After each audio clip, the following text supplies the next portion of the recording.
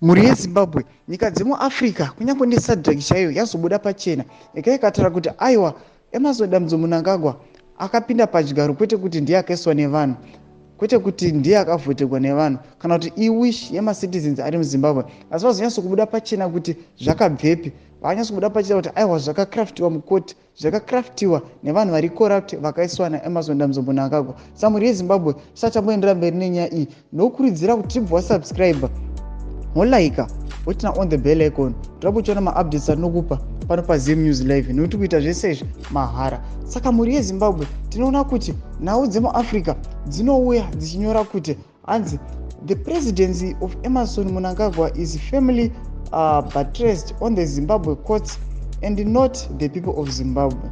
In 2018, the Constitutional Court intervened, giving Mnangagwa the presidency when the people of Zimbabwe had rejected him, a political science professor says. Sando zvikuya zvichitaurwa parapa nenhau dzichiti aiwa upresidency waEmmerson Mnangagwa hauzi wakachuziwa nevanhu. Mugore ra2018 akatouya akarambwa nevanhu, asi wakazongokraftiwa mukoti ndobva abraiba vanhu, ndobva asvika nobva pachigaro. Saka muri yeZimbabwe ndonyaya tambokuvigirai kuti munoti kudii pane mashoko ataugwa nevanhu vemuAfrica nedzimwe nyika dzemuAfrica, kuti munoti kudii pamusoro payo nyaya iyi, muchisubscribe, muchilaika nekutina on the bell icon, kuti murambe muchiona maupdates atinokupai pano paZim News Live.